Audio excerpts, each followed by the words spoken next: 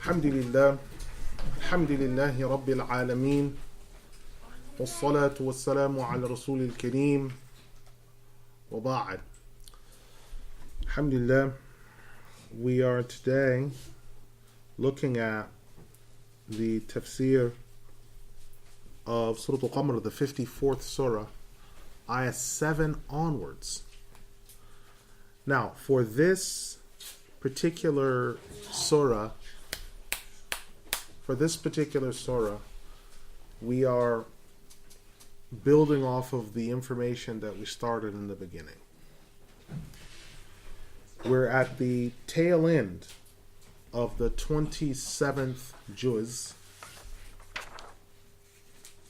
and if Allah preserves us, we may be completing this juz by the next week. Now, as we remember, we stopped on ayah 6, which the Imam was making reference to the commentary of the ayah, in which the da'i, yad'u da'i, the caller on the great day, was the angel Israfil, alayhi salam. So the Imam starts in his commentary on ayah 7 by saying, quote, "And thus, when we mention that their eyes shall be lowered, and that they shall suffer a humiliation, Allah the Exalted tells us,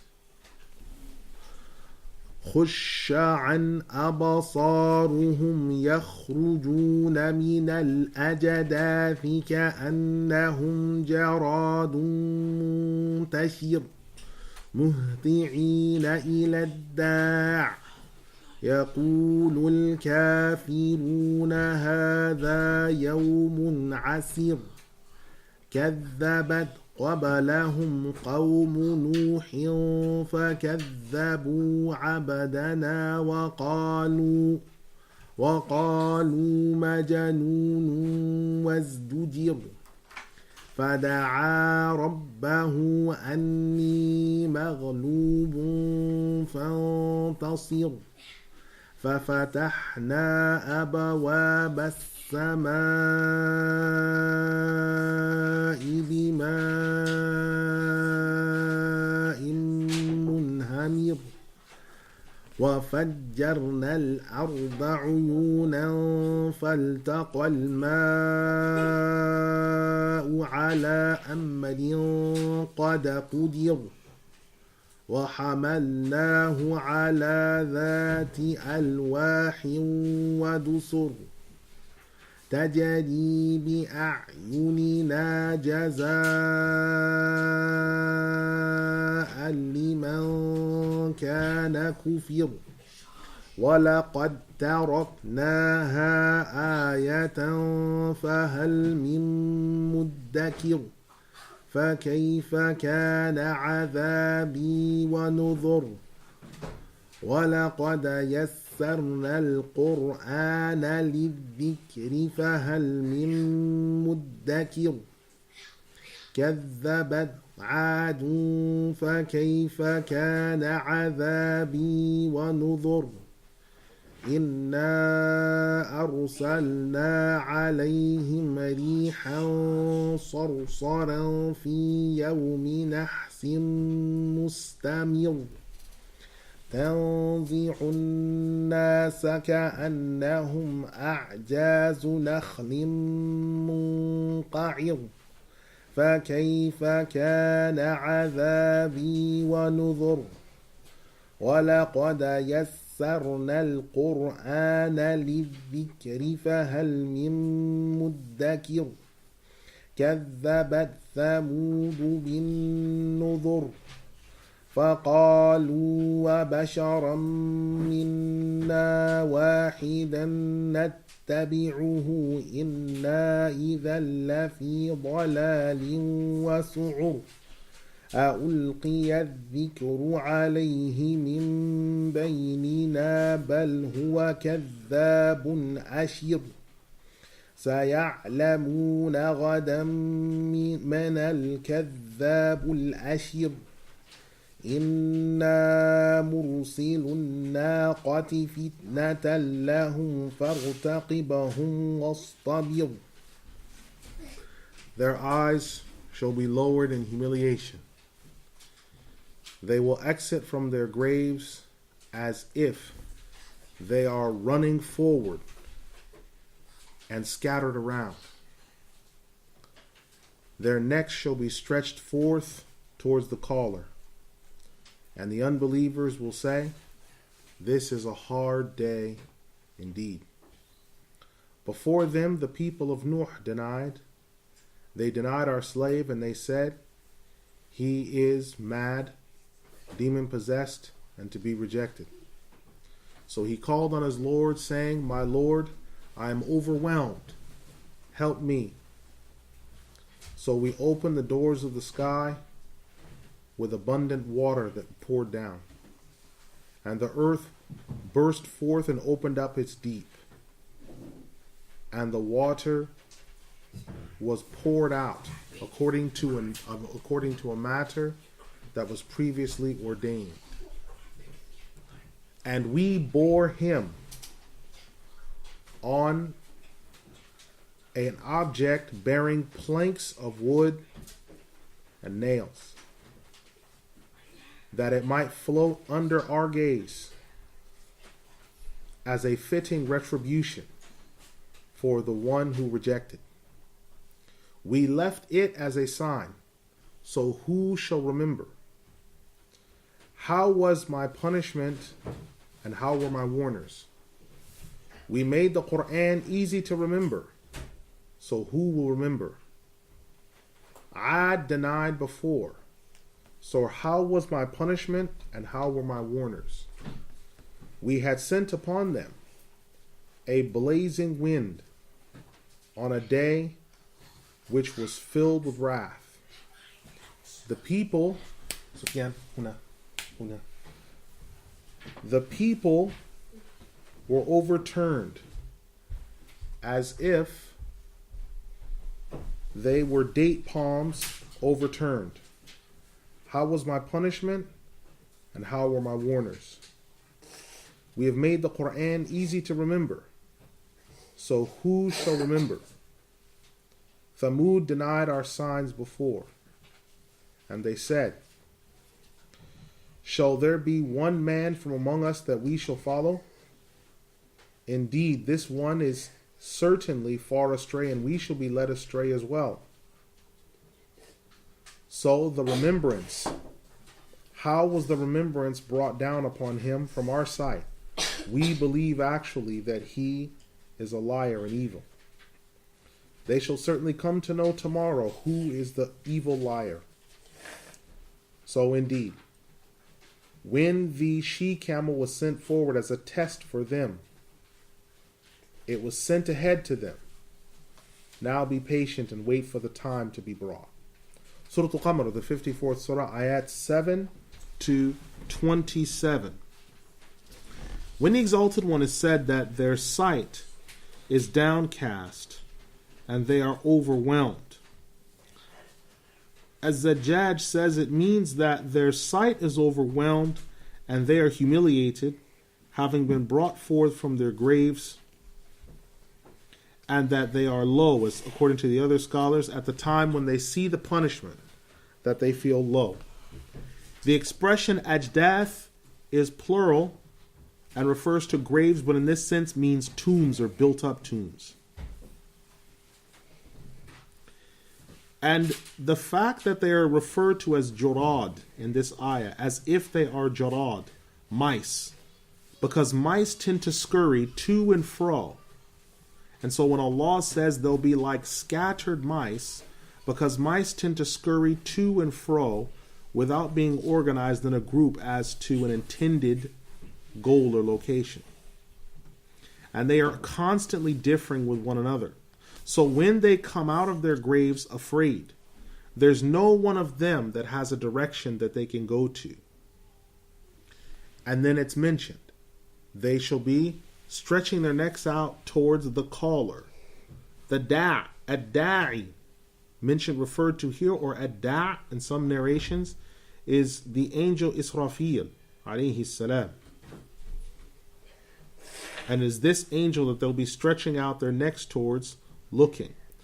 We've mentioned part of this in Surah Ibrahim, the 15th Surah, Ayah 43. And when they say, this is a hard day indeed, the asir means sa'ab, great difficulty and trial. And they're denied before them, meaning the people of Mecca, the people of Nuh. And they denied our slave. Our slave was Nuh. And they said, he is mad or demon possessed and to be pushed away. The scholars of commentary say, meaning that his words are to be rejected and pushed away. And so Nuh called against them on his Lord, saying, I am overwhelmed. So avenge me by showing that my words were true, and bring the penalty to pass. As the Judge has mentioned the same thing, and so has Isa ibn Umar and Nahwi. And this is also the statement given by the other scholars of commentary. So I am overwhelmed, meaning that I have had too much trial and tribulation from my people. So when he called on his Lord, he was calling for victory. Then Allah says, and we opened the gates of the sky. Now, Ali ibn Abi Talib radiallahu anhu has said that the gates of the sky being opened with water, meaning that that the water is pouring forth in abundance. Now, part of this language, as well as the narrative, has been mentioned in Surah Hud, the 11th Surah, ayah 44. And the rain that came to them in abundance from the sky's gates that were opened, and the deep within the earth that was burst asunder. The scholars of commentary say the water came to them from above them for 40 days. And then the deep inside the earth burst open. And the waters flowed from there for 40 days. And then the water overwhelmed them.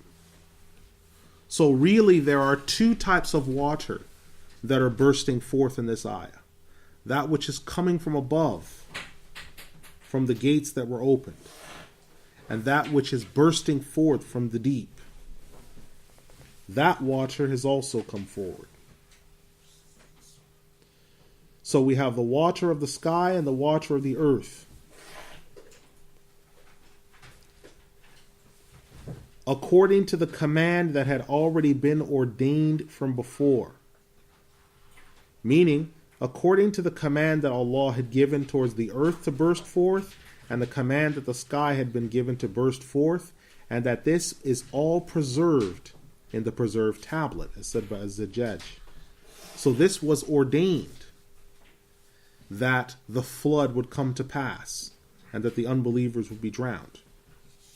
Then when He, Allah, uses the third person masculine singular, and we carried him, meaning Nabiyuna Nuh alayhi salam, on an object composed of planks of wood and nails.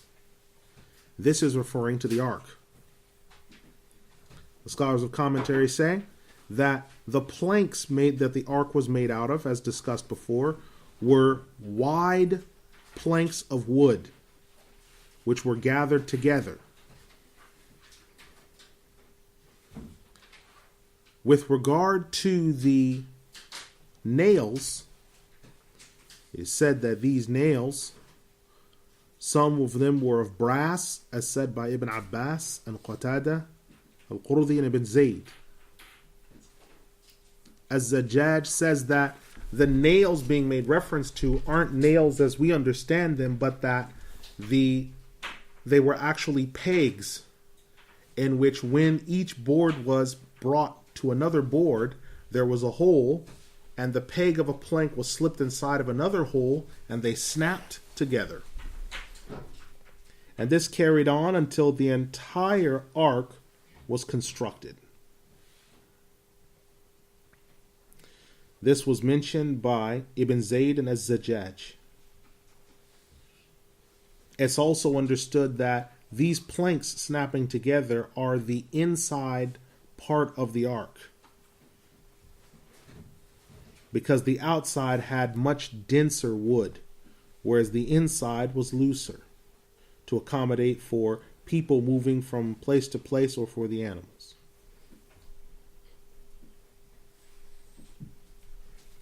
Also, when Allah the Exalted is said that it floated under our gaze, meaning according to our command, as a fitting reward that could be seen by those who would be drowned, who rejected faith. So the fitting reward from Allah,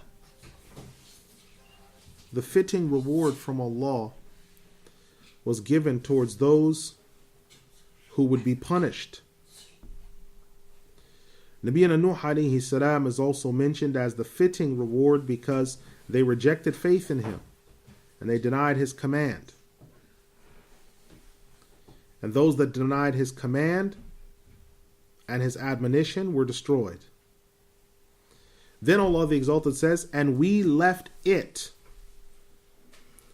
Now, what was left as a sign, because Allah says we left it as a sign, there are two things that are referred to as being left as a sign. One is the ark. Qatada has said that the ark is the sign being referred to, and Allah caused it to be left at a place called Al-Judi.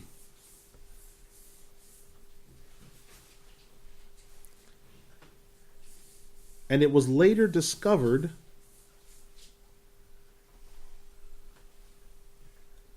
by the earlier generations of this ummah, the ummah of the Prophet Muhammad sallallahu alaihi wasallam.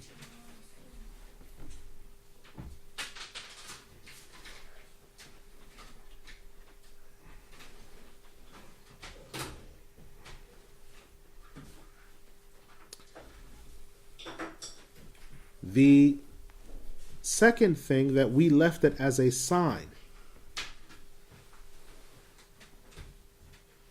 refers to the actual act of the earth being flooded, the ark being built, and Nuh being sent. These things were a sign.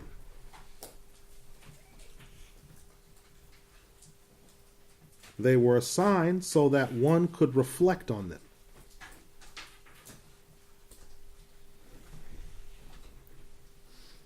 Then right after this, Allah says, so who will remember or take time to remember?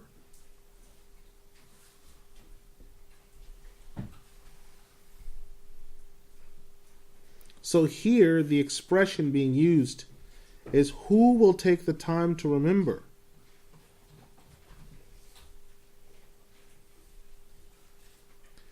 Now this expression is partly mentioned in Surah Yusuf, the 12th Surah, ayah 45. وَادَّكَرَ بَعْدَ أُمَّةٍ. And remember after one nation had passed before. Ibn Qutayba and others give the same reply. And the scholars of commentary say, what this portion refers to is who's going to remember the lesson that's to be learned from the incident of the ark and the flood. Then when the Exalted One says, so how was my punishment and how were my warners? Now in this surah, this expression, how was my punishment and my warners, it appears 6 times in varying ways. How was my punishment? This question is meaning to show respect regarding the punishment. So what was this punishment like? Do you not understand the severity of the punishment? And the warners here, how were my warners, is the plural Because the word nudhur is the plural of the word nadhir, warner,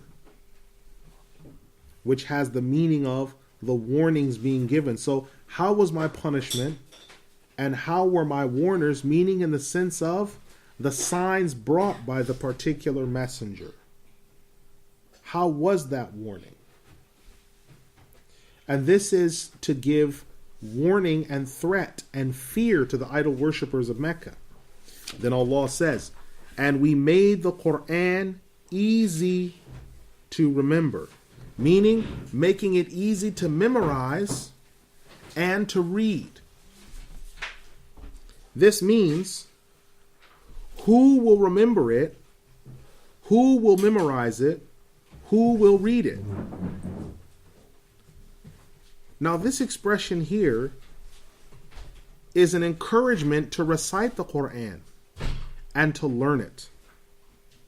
Sa'id ibn Jubayr, he said, there is no book of Allah in history that has been sent down in which all of it was recited by heart except the Quran. All other books sent down did not have this blessing. The blazing wind that was sent, we've already referred to this in Surah Hamim Sajda beforehand. And the day in which the penalty came to pass.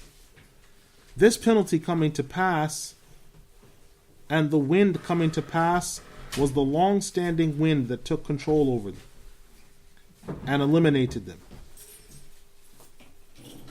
Ibn Abbas radiallahu anh, he says that the punishment that came to these people came on a Wednesday at the end of the month. The people had great fear because the land was overturned from under their feet and the wind came and scorched them above them on their necks and on their heads. And all of them were overturned like date palms that were pulled out by the roots.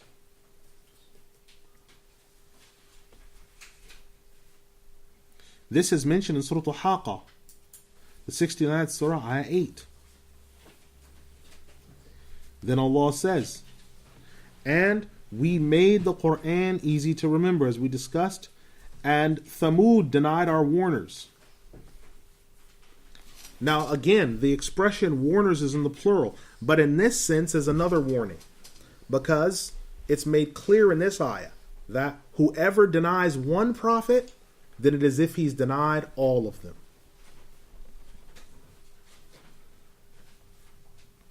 How was my punishment and my warners? So denying the warning that someone received, their messenger sent to them was Nabiyuna Salih alayhi salam, and they said, shall a man from among us come and give us a message? Meaning he's a human being such as us. How shall we follow him? Indeed, we'll be led astray if we follow him and will be pulled away from the path of right. Ibn Abbas says the expression was su'ur, when they described him as being that, means to be mad, to be crazy. And the remembrance when the revelation is sent down. What revelation comes down to him that we should accept it? And how will we confirm his prophethood or his revelation? He is a clear liar. That's said by Az-Zajjaj and Ibn Qutaybah. But they will come to know tomorrow what shall happen. Now, ghadan, in this sense, tomorrow, is referring to when the punishment comes down, but ghadan in Arabic can also mean to know what's coming in the future, in which it refers to the day of resurrection. When the she-camel was sent forth, because they had asked Nabiyuna Salih alayhi salam to send forth the she-camel and to cause the she-camel to emerge from a rock. And when it was brought forth, it was a test to test their righteousness, and they were to remain steadfast in spite of whatever would come to them of whatever difficulties. And they were to also divide up a portion of the water so that the she-camel would receive some water on one day and the nation of Thamud would do their watering on the other day. As Allah the Exalted has said, وَنَبِّئْهُمْ أَنَّ الْمَاءَ قِسْمَةٌ بَيْنَهُمْ كُلُّ شِرْبٍ مُحْتَضَرٌ فَنَادَوْا صَاحِبَهُمْ فَتَعَاطَى فَعَقَرَ فَكَيْفَ كَانَ عَذَابِي وَنُذُرِ إِنَّا أَرْسَلْنَا عَلَيْهِمْ صَيْحَةً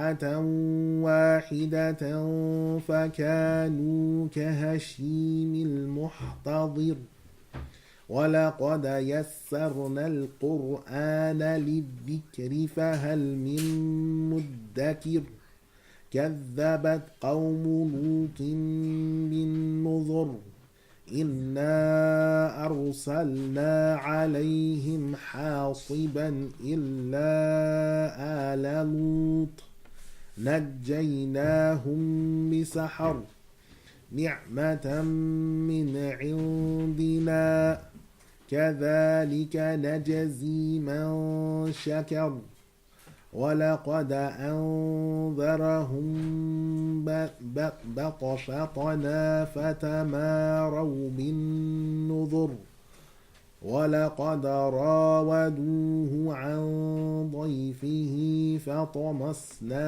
أَعْيُنَهُمْ فَذُوقُوا عَذَابِي وَنُذُرِ وَلَقَدْ صَبَّحَهُمْ بُكْرَةً عَذَابٌ مُسْتَقِرٌ فَذُوقُوا عَذَابِي وَنُذُرِ وَلَقَدْ يَسَّرْنَا الْقُرْآنَ لِلذِّكْرِ فَهَلْ مِن مُّدَّكِرٍ وَلَقَدْ جَاءَ آلَ فِرْعَوْنَ النُّذُرُ كَذَّبُوا بِآيَاتِنَا كُلِّهَا فَأَخَذْنَاهُمْ أَخْذَ عَزِيزٍ مُقْتَدِرٍ أَكُفَّارُكُمْ خَيْرٌ مِّنْ أَوْلِيَائِكُمْ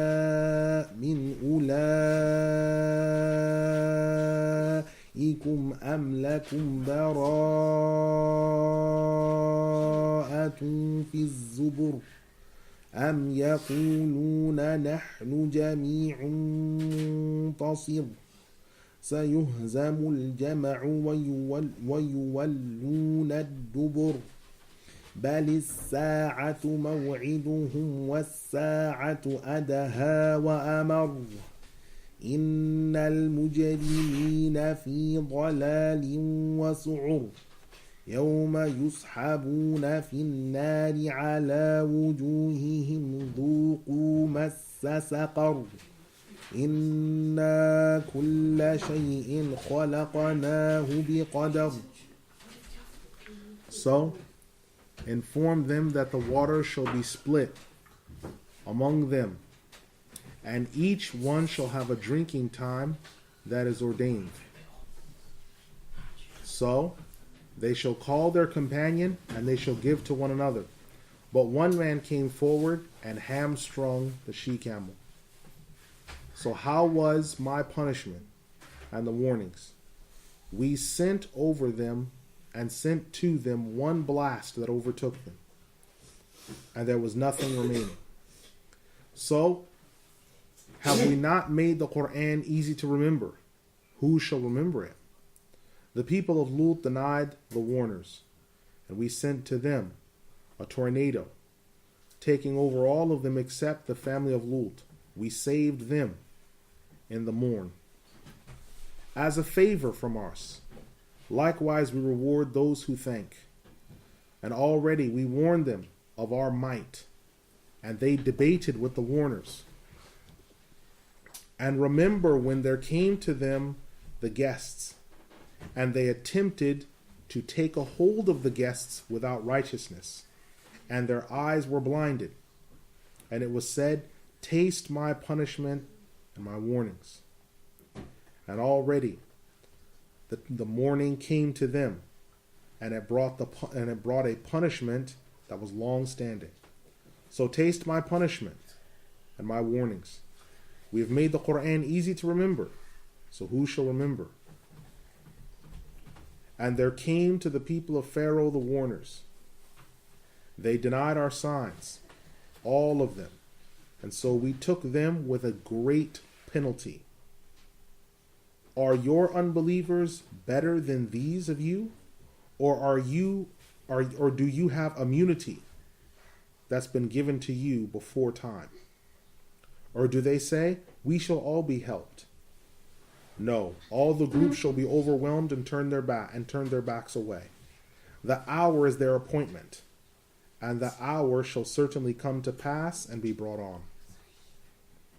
The criminals shall be in a straitness and shall be brought to ruin, on a day in which they will be swimming in the fire on their faces. It will be said to them, taste of that which you shall have, what is coming in the saqar. And each and everything we have created it for an ordained period of time. Surah Al-Qamar, the 54th surah, ayat 28 to 49. And when the Exalted One is said that they shall be informed of a period of time, meaning that there was a division between Thamud and the she-camel. One day was for the she-camel, and one day was for them. And each person, or each party, knew their time and when they were supposed to do so. So, their companion, they called their companion. His name was Qudar ibn Salif. And he came forward. And Qudar ibn Salif hamstrung the she-camel. Now, much of this has already been clarified in Surah Al-A'raf, the 7th surah, ayah 77. Then Allah says, and we sent against them one blazing punishment or blast. And this is because it's been mentioned that the angel Jibreel alayhi salam brought the blasting punishment. And this has been indicated in Surah Hud, the 11th surah, ayah 61. So they tasted the penalty. Both the man that did the hamstringing of the camel and those that assisted it. The penalty came to them. Then Allah the Exalted mentions, the people of Lut denied the warners. Now the people previous to the people of Lut had penalties sent over them. But the people of Lut had something like a tornado, a hasiba, sent over them, as mentioned by the scholars of commentary. Except for the family of Lut, meaning Lut, Nabiyuna Lut alayhi salam, and his two daughters. We saved them from that punishment in the morn, meaning the early part of the morning. Sahar is a byproduct word that comes from the same root as the word suhoor. So it was around this time that they were saved. And likewise, we reward the one who is thankful. Meaning, the thankful one here refers to the one that declares Allah's oneness and unicity. That one shall not be punished with the idol worshippers. And already those who were evil in the time of Nabiyuna Lut alayhi salam sought to take hold of his guests. And his guests were the angels. But the angel Jibreel alayhi salam, who was among those guests, blinded their eyes by the lifting of his wing. And the other two angels left. Now part of this has already been mentioned in Surah Hud, ayah 81. Then here at the end of this, Allah says, so taste the penalty. Meaning, Allah said to the people of Lut, taste the penalty that's coming to you. and taste the penalty of my wrath and the warnings that you denied. And the punishment came to them in the morning, and it was a long-standing punishment that came against them. And it stayed from the morning until finally the latter part of the day, where it died down, leaving nothing in place from the unbelievers or their habitations. And already there came to the people of the Pharaoh. This is talking about not the Egyptians now in Egypt, but the Copts in the time of the Pharaoh. The warners came. Meaning the warners and the signs that were given. And Nabiyyuna Musa alayhi salam is the one that brought the signs. All of the signs that we've previously discussed before. And we warned them of the penalty. And when they denied it, we took them with a great overtaking, in which the wrath was brought to them and they were destroyed. And these ayat are here to give the people of Mecca something to think about. And when Allah says, are your unbelievers, so here Allah is addressing the Arabs, are your unbelievers better than, stronger and mightier than these people? Now the question being asked is not seeking information, but refutation. So it means that these unbelievers are not greater or stronger than the unbelievers in the time of Nuh, Ad, Thamud. They were destroyed. He, Allah, is saying, we destroyed them. Or do they have some immunity from punishment? Because it's as if Allah is saying, is it the case that He, Allah, will not punish you just as He punished them in the books of old? Now, Zubur here means the books of old previously sent down. Or do they say, we shall all be helped? We are all of one party. And we shall move against our Lord, or move against our Creator, when there is but one Lord? Do they believe this? Then Allah answers them by saying, these parties shall all be overwhelmed, and they shall turn their backs on that day. And that day that Allah is referring to, that when they shall turn their backs, this is a prophecy regarding the battle of Badr. Because He, Allah, says they shall turn their backs on that day and when the hour comes. This first day that they shall turn their backs on, وَيُوَلُّونَ الدُّبُرِ, they shall turn their backs and expose their lower portions. That refers to what happened on the battle of Badr. So Allah gave a prophecy here. And the hour is most certainly coming and shall overwhelm. Now the hour referred to here is both the battle of Badr, which is a type of hour, and the hour of the day of resurrection, which is also coming, which cannot be denied. Close quote. Now what this refers to is the fact that when we talk about the hour, there are three things that the word sa'a, or hour, refers to. Okay, there's three things that the scholars have isolated this down to. It's called as-sa'atu sughra. As-sa'atu sughra. This is called the minor hour. As-sa'atu sughra. The minor hour refers to your death, or when some type of punishment comes to you. As-sa'atu sughra, the minor hour. So that's why the hour can mean more than one thing. So your death, or when a punishment comes in unto you, that's your hour, that's your time that you're going to suffer this penalty. Or when death comes unto you as a person, that is your sa'a. The second is called as-sa'atul wusta, the middle hour. The middle hour is your generation or your qawm. Your generation or your qawm. So when the hour comes to ancient Egypt and they were destroyed, when the hour came to the Babylonians and they were destroyed, or the ancient Sindhis that had their civilization and Allah destroyed them, or the ancient Chinese civilizations and Allah destroyed them. The as-sa'atul wusta is the hour of a people or a generation, when the punishment comes to them or when their end comes.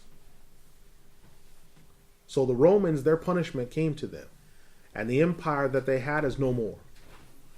The Babylonians, as a qawm, the punishment came to them, and the empire that they had is no more. That is finished now. This is called the middle hour. And then finally you have as-sa'atul kubra, the greater hour.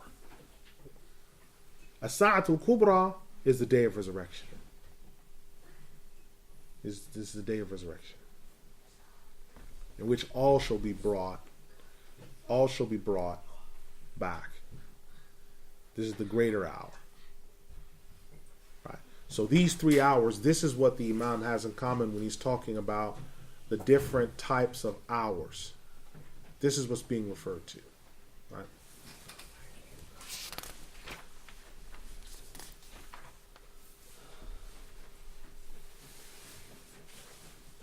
Now, there's another statement here that he made before very quickly, in which he discussed, we left it as a sign, meaning the ark, as a sign, and Nabiyuna Nuh and the flood as a sign.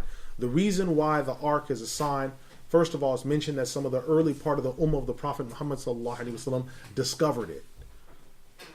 Although it's not referred to as a sign of the hour in the Quran directly, it's sort of alluded to in this sense that Allah said, we left it as a sign. And so the fact that the ummah discovered it in the time of the tabi'een, when they were walking and they were in the area called Al-Judi, and they rediscovered the ark and they found it, right? This is one of the signs. One of the reasons why the ark and the flood is considered a sign is because the vast majority of people say that it was a global sign. A vast majority of scholars say it was a global sign. And there are certain signs that Allah has left as a footprint. And a worldwide global flood is one of those footprints. That's a sign. The actual act of the flood and the globalness, that's a sign of Allah's might, His power, a sign of judgment, and a sign that the human race can be wiped out by Him. So these are one of His signs. And it's been left for us to look at. So when you look at massive rock formations and massive levels of weathering and all these other things, and you look at how valleys have been formed, and you look at all these other things, and you see that some of this, the great majority of this, has been formed by one single catastrophic event. You don't have fossils unless fossils are suddenly covered in mud and killed instantaneously. That's how fossils are formed. Well, why don't we find more of them? Because not everything that dies as a fossil has been recorded. A lot of animals, when you have birds or human beings that ran to higher ground and died and their bodies withered away over time. Then you have other animals that were killed because the catastrophic nature of what occurred happened, where we find, for example, woolly mammoths near Alaska that are frozen and they still have grass in their mouth and they're defecating at the time as well, which means that whatever killed them, that froze them, was so sudden, was so quick, was so swift that they had no opportunity to stop chewing, to stop releasing their bowels, and to run away. And every single fossil they find is in the same condition, that it was sudden, it was quick, there was no reaction time. The only way to explain these is a catastrophic global flood, because they're all found in the same areas, the same places. Right? So this is why these scholars see it as a sign. People like Imam Al-Jawzi, rahimahullah, he's not saying it outright, but there's an assumption that you can see from him and the vast majority that the flood was global. The flood was global. Now, if you do your geology homework, because we've discussed geology a number of times, you go out and start going to these geology sites and you start looking at the damage that's been done and the amount of fossils that you take away, you can start to put the pieces together that something catastrophic happened globally on a level that we have no other way of recording other than a flood, because how else do you make fossils except through a massive flood? And how do you get a flood to that level to kill that many life forms? Because you literally have a period of animals where they record the different periods, the Cretaceous, the Pleistocene. You literally have an entire level of creation wiped out in the blink of an eye, just as suddenly as they came. When you look at the fossil records that they provide, if you put any truth in them, they appear suddenly and then they're gone suddenly. And the biggest extinction, the biggest mass extinction, is what we keep finding muddy, fossilized samples of over and over again. So there's a wisdom in why Allah left that ark for the beginning portions of our ummah to find as a sign that I did this. Where Allah is telling you, I did this. I punished the planet. I did this. Right, there's wisdom in this. Right. Now, the Imam goes on to say, well, and when the Exalted One is said, the criminals are astray and to be destroyed. This is referring to the idol worshippers of Mecca that came to the Messenger of Allah sallallahu alaihi wasallam, and they were debating with him regarding what Allah has ordained. And this ayah was sent down. And Allah ended the ayah by saying, and we created it according to a predetermined pattern. Now this runs alongside a hadith from Abu Hurairah as well as Abu Umama al-Bahili, in which the Messenger of Allah sallallahu alaihi wasallam, he said regarding this ayah,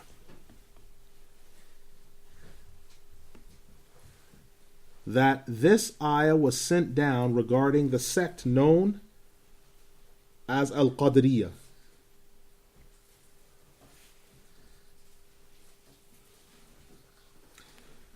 There were also a group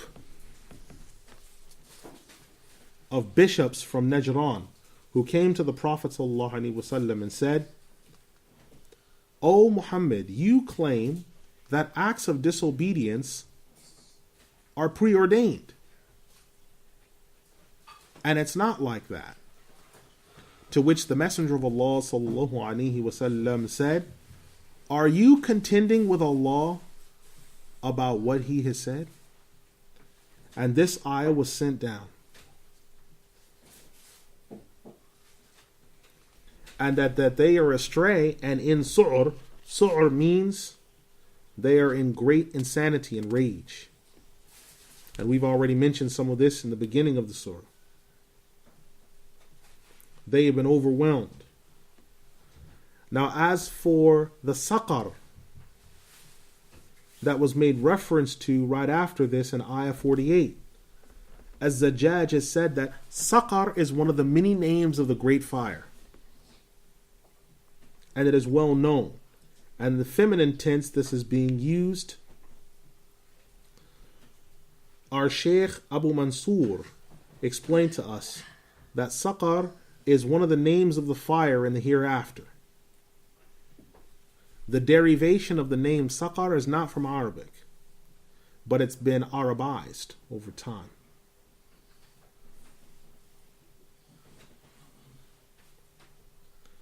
Now there is a hadith in which the Prophet ﷺ, who is also the Messenger of Allah, he said, when Allah gathers all the creations on the day of resurrection, He shall command a caller to speak out, in which the beginning of all ages and the end of all ages shall hear, saying, where are those who are disputing with Allah?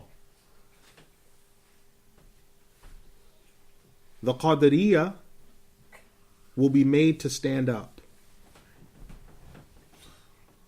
and they will be commanded to go into the fire. And Allah will say to them, taste that of the saqar and everything we have ordained. It's only said to them that they're disputants with Allah because they're disputing, saying it's not possible that Allah could ordain that people would commit disobedience and then punish them for it. This was mentioned by Hisham bin Hisan from Al-Hasan, who said, by Allah, I don't care if someone from the Qadariyah cult fasted until he became as thin as a rope, Then he prayed until he was as stiff as a pole or a peg. And then he was taken, grabbed, oppressed, and executed or slaughtered between the great barrier at the Kaaba and the other wall. Someone who believes like this shall be in the Saqar, because Allah has said, this person that's denying, indeed everything we created it for a predetermined time. Just the same thing as the Prophet ﷺ when he said, everything has been ordained from the beginning, even incapacity and ability. Ibn Abbas radiallahu anhu said, everything has been ordained, even with you placing your own hand on your own cheek. This was written down from before time. As Zajjaj said, everything that has been ordained, meaning written in the preserved tablet before it even came to pass. And this means everything. And the command is to be one. Close quote. Just as an important point, the point that's being given here by the Imam is that everything that's come to pass has been ordained by Allah. Everything that's ever going to happen. The Qadariyah were a cult that came and said that no, nothing's been ordained. Now this ayah and other evidences are proof positive that creed matters. You're not going to be asked on the day of resurrection about your creed. If it's wrong, you're just going to the fire. And this is why the hadith of the Prophet ﷺ, where he said, the Ummah will divide into 73 sects all in the fire except for one. There's no mention of any reckoning on the day of resurrection. If you misunderstand, if you understand La ilaha illallah Muhammad Rasulullah wrongly, if you understand the foundational creed wrongly, you don't have to worry about getting reckoned on. You're going to the fire permanently.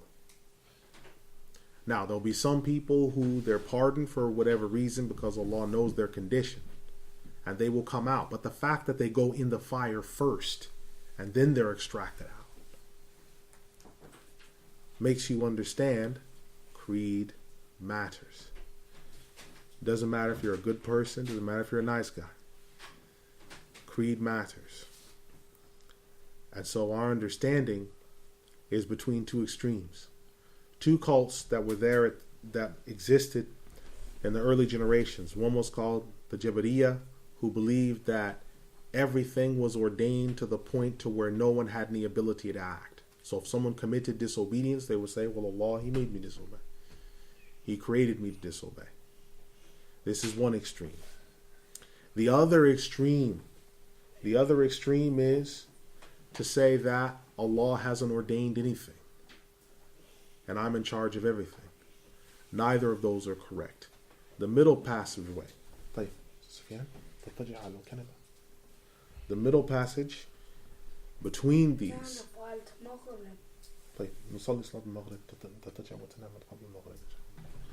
So when you look at these matters, the middle passage between this is Allah has ordained all things, but He has neither forced nor commanded anybody to disobey.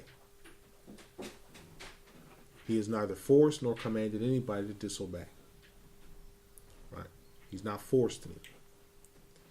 Right? Now, that's not the same thing as somebody being compelled to obey. Because the only way someone can be made to believe, as we've mentioned so many times before, that Allah is the one that gives salvation.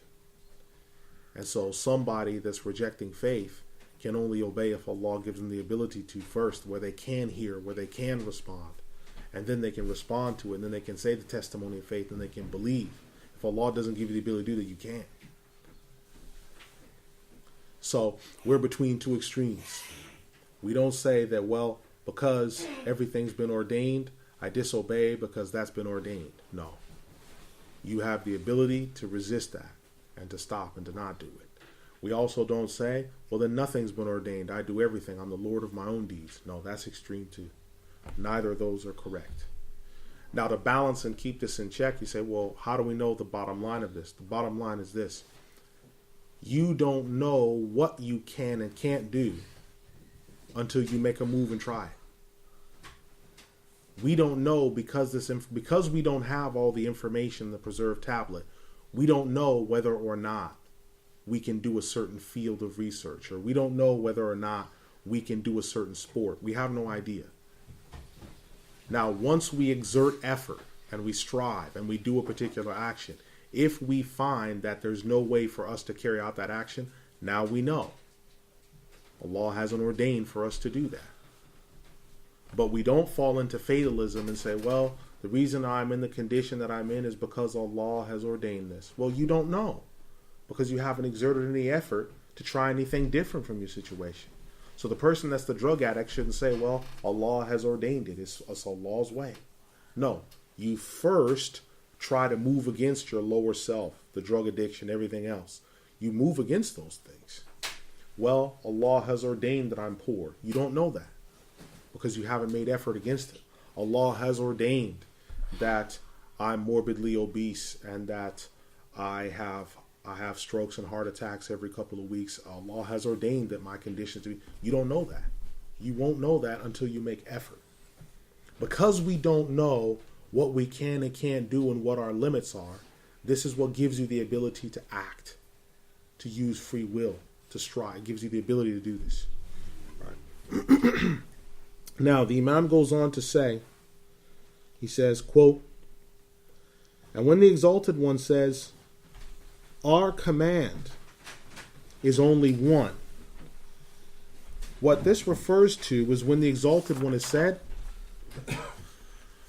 وَمَا أَمْرُنَا إِلَّا وَاحِدَةٌ كَلَمْحٍ بِالْبَصَرِ وَلَقَدْ أَهْلَكْنَا أَشْيَاعَكُمْ فَهَلْ مِن مُدَّكِرٍ وَكُلُّ شَيْءٍ فَعَلُوهُ فِي الزُّبُرِ وَكُلُّ صَغِيرٍ وَكَبِيرٍ مُسْتَطَرٍ إِنَّ الْمُتَّقِينَ فِي جَنَّاتٍ وَنَهَرٍ في مقعد صدق عند مليك مقتدر. And our command shall come to pass in the blink of an eye. We have destroyed groups before you. So who shall remember? Everything that they did has been recorded. Whether small or large, nothing has been neglected. The righteous shall have gardens and rivers in a noble seated place of righteousness, in the sight and presence of the noble and all-powerful King. Surah Al-Qamar, the 54th Surah, ayat 50 to 55. When the Exalted One says it shall only be like an eye blink, what that means is his preordainment in his creation is faster than the blinking of an eye. So whatever command that he gives, especially referring to the hour that's to come, the coming of the day of resurrection will be like the blink of an eye. Because the blinking of an eye happens so quickly it's imperceptible. And we've destroyed groups from before you and your mighty ones in kufr, in previous nations. So who will take notice of this and reflect? And everything they did, these past nations, is in books that have been preserved and is in the preserved tablet. Whether the actions were small or large, nothing has been left out and all of it's been recorded. The pious shall be in gardens, shall have gardens and rivers. Now, to emphasize this, Allah put rivers in the singular to show the abundance of them. So it shall come to pass, and that they shall be having a noble station, a noble gathering, in the sight of the kingly, the owner, and the possessor of majesty, and the all-powerful. Much of this was discussed in Surah Al-Kahf. These names, the 18th Surah, Ayah 45. The Exalted One brings us to Surah Ar-Rahman.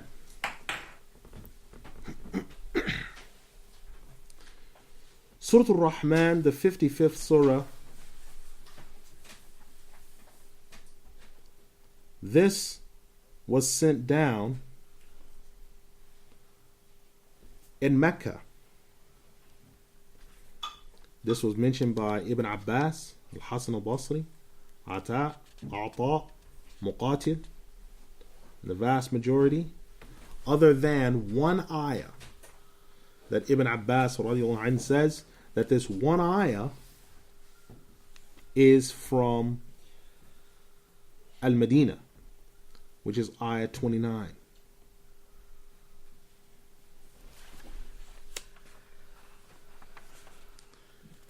The Exalted One, he says, Bismillahir-Rahmanir-Rahim. Ar-Rahman. Allama al-Qur'an. Khalaqa al-Insan. Allamahu al-Bayan. Ash-Shamsu wal-Qamaru bihusban. والنجم والشجر يسجدان والسماء رفعها ووضع الميزان ألا تطغوا في الميزان وأقيموا الوزن بالقسط ولا تخسروا الميزان والأرض وضعها للأنام فيها فاكهة والنخل ذات الأكمام والحب ذو العصف والريحان فبأي آلاء ربكما تكذبان خلق الإنسان من صلصال كالفخار وخلق الجان من مارج من نار فبأي آلاء ربكما تكذبان. In the name of Allah, the most merciful, the compassionate. Ar-Rahman, the most merciful. He taught the Quran. He created the human being. He taught him the speech. The sun and the moon were given their orbit. The stars and the trees both bow down. The sky, he raised it and set down the measurement. And is it not the case that the measurement cannot be brought astray by yourselves? Establish the right measurements in justice, and do not transgress in the measurements. The earth, he placed it for humanity and mortals. In it are fruits and date palms and other seed-bearing plants, and the seeds bearing their time and also giving off scents. So which of the favors of the Lord of you two would you deny? He created the human being from a baked clay. He created the jinn from the tips of the fire. So which of the favors of your Lord would you two deny? Surah Ar-Rahman, the 55th surah, ayat 1 to 16. So the Exalted One says, the Most Merciful, He taught the Quran.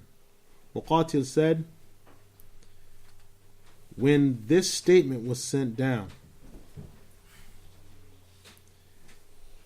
you have to understand that this ayah and the other ayah like it in Surah Al-Furqan, the 25th surah, ayah 60, Usjudu lil-Rahman, prostrate to the Most Merciful.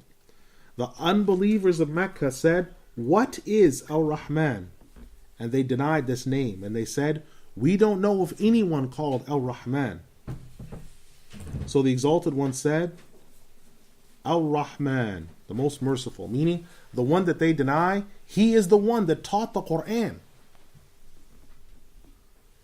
He taught the Quran, meaning He taught it to the Prophet Muhammad sallallahu alaihi wasallam, and the Prophet Muhammad sallallahu alaihi wasallam taught his ummah. And the Quran was made easy to remember, as said by Az-Zajjaj. He created the human being. Now, He created the human being refers to, although it's in the singular, it refers to the entire human race in totality, as said by the vast majority. Now, the bayan, when it says He taught him the bayan, the speech, means speaking, differentiating, as said by Al-Hasan al-Basri, and the speech meaning what is halal and haram, as mentioned by Qatada. What is said and what's not said, as said by Muhammad ibn Ka'ab. What is righteousness, what is evil, as said by Ad-Dahhak. The paths of guidance, reading, writing,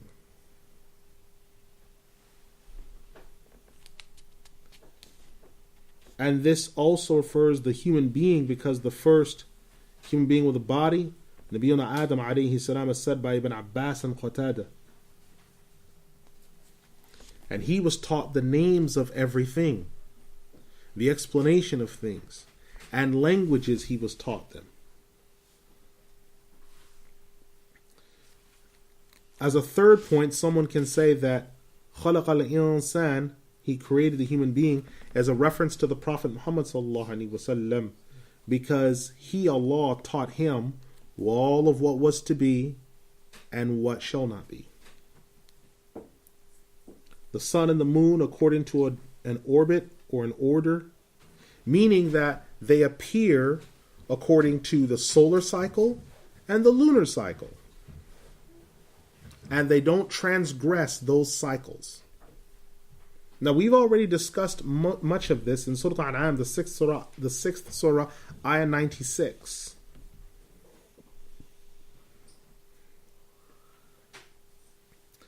Now, Al-Akhfash, he said that he believes, and Allah knows best, that the expression according to their pattern is that they move in an orbit. The stars and the trees bow down, both of them. So this means every tree bows down in whatever way that it does. The stars of the sky, all of them, as mentioned by Mujahid, Ibn Abbas. Everything that has a trunk, it has its prostration.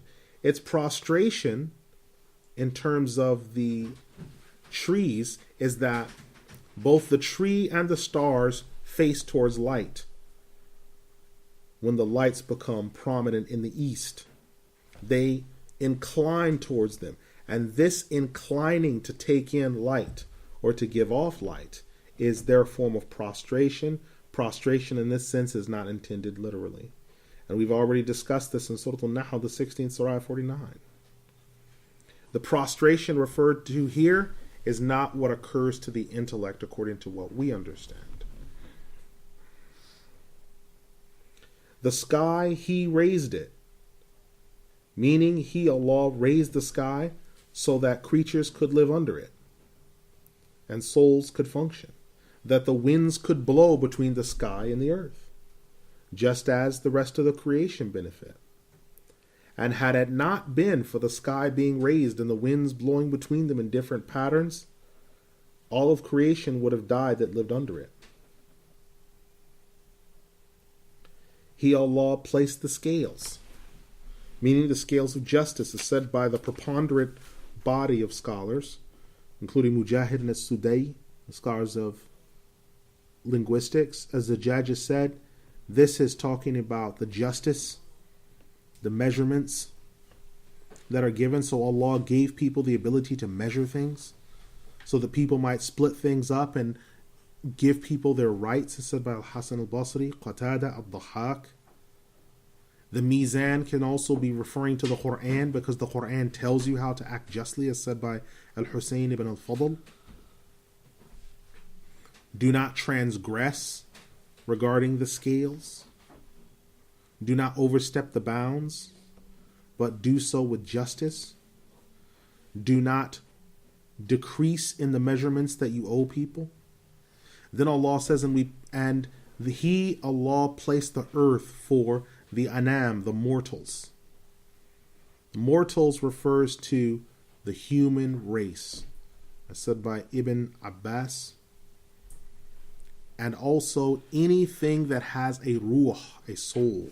Also said by Ibn Abbas and Mujahid al-Sha'bi, Qatada and As-Sudai and Al-Farra.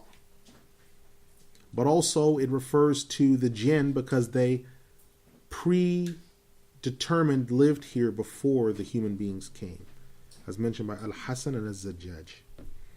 In it are fruits of varying colors, date palms, and other seed-bearing plants. Now we've discussed some of this already in Surah Sajda, Surah Hamim Sajda, ayat 47. And the seeds, all seeds, like wheat, barley, mustard, all these seeds give off an aroma and they also sprout. So these seeds that sprout and give off an aroma, He, Allah, has given these. And then when He says, which of the favors of your Lord would the two of you deny? This was mentioned by Ibn Abbas, Mujahid, and others. So this is the sustenance. This is how one gets his sustenance. It's said by Ibn Abbas and Mujahid, Sa'id ibn Jubayr. And the beautiful scent is what comes from when these seeds open up. Because the soul is delighted by what it sees and what it smells. This is why Rayhan in Arabic, or Rayhana, means to be at rest and to be pleased with, but it also means a sweet smell.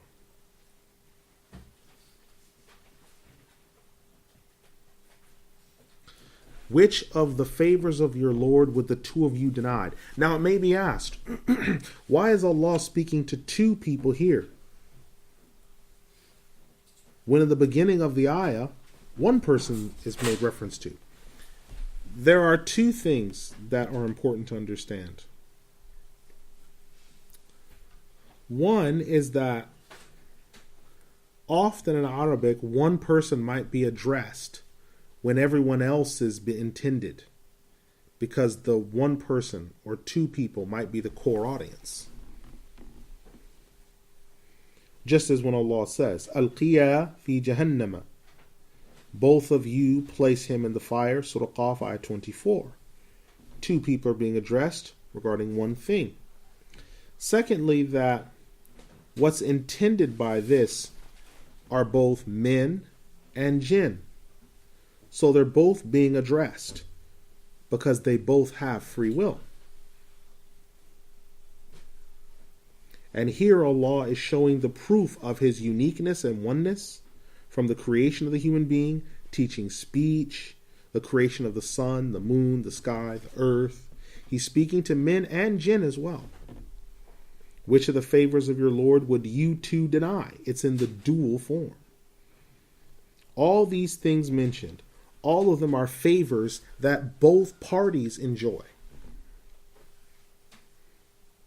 And He, Allah, warns regarding His oneness and uniqueness, the sustenance that He has given, and the favor. When He says that He created the human being, meaning Nabiyuna Adam alayhi salam, from the salsal, the clay. We've already mentioned this in Surah Al-Hijr, the 15th surah, ayah 26 and 27. And we've already mentioned the jinn. But when He says that He created from clay that's fakhar, fakhar means that the clay is dry and it wasn't cooked or baked. And so when it's moving, it's making a noise as it's being shaped. And the fakhar is what has been, kal fakhar is what has been baked by fire. So the clay has been shaped and brought to life, but without going into an oven. But when it's baked, it's baked. It's been brought to life and heated as if it was put in a kiln. As far as the tips of the fire, these are the very tops of the fire that snap and pop, as said by Ibn Abbas. And this is what the jinn have been made from.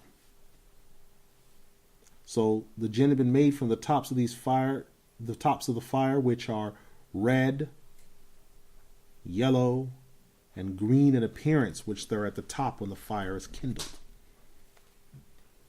This is the very licking flames of the fire that pop and crackle and have no smoke, because it's smokeless fire, and the top of the fire doesn't have smoke coming from it.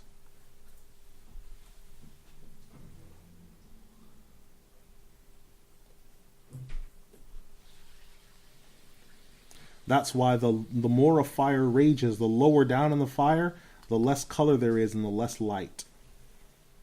Because fire takes away the light. Now it could be said, Allah has already explained regarding the creation of Adam in numerous different statements. At one moment, He, Allah, said, خَلَقَهُ مِنْ تُرَابٍ. He, Allah, created him from dust. Surah Al-Imran, the 3rd Surah, 59. Then in another moment He says, مِنْ صَلْصَالٍ. From the clay, the sounding clay. Then in another moment, مِنْ طِينٍ لَازِبٍ. From moving clay. Surah Al-Safat, the 37th Surah, Ayah 11. Then at another point He says, كَالْفَخَّارِ. Surah Ar-Rahman, Ayah 14. Then another point He says, مِنْ حَمَاءٍ مَسْنُونٍ. From the clay, the dark colored clay. Surah Al-Hijr, the 15th Surah, Ayah 29. Now, why is this? The answer is that the origin of clay is dust. Then it was made clay. Then the clay took on color. Then it became heated and hot, so it became like fakhar. So all these things are talking about different processes in the creation of Nabiyuna Adam alayhi salam. Now someone might also ask, what benefit is there in Allah constantly repeating the expression, and which of the favors of your Lord would you two deny? Why is this constantly repeated? The answer to this question is, the repetition being given here is that it sticks in your mind the favor of Allah and makes you remember it because it's repeated constantly. And in Arabic, as in other languages, repetition is used to emphasize a point so that it's not forgotten.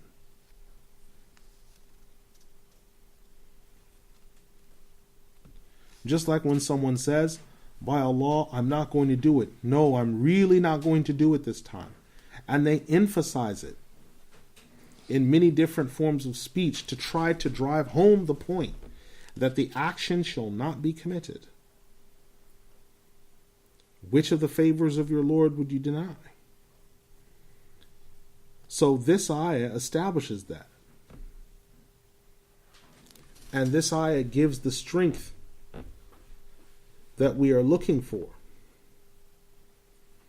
And between every two favors that Allah gives, Whenever he numbers a favor that he's given, right after that he repeats that. So this ayah always appears between two favors, or two ayat on favors that Allah has given, so that the reader might understand this when he reads it. Similarly, there was a narration from Al-Hakim in his collection from the hadith of Jabir ibn Abdullah, who said, the Messenger of Allah sallallahu alaihi wasallam recited to us Surah Ar-Rahman until he completed the whole surah. Then he said, why is it that I see that you are all silent? The jinn were better than you in a response. I did not recite this ayah upon them. So which of the favors of your Lord will you two deny? Except that every time they heard that refrain, they said, our Lord, there is nothing from your favor that we deny, and you have all the praise. And from that point, we used to say that every time we heard that ayah.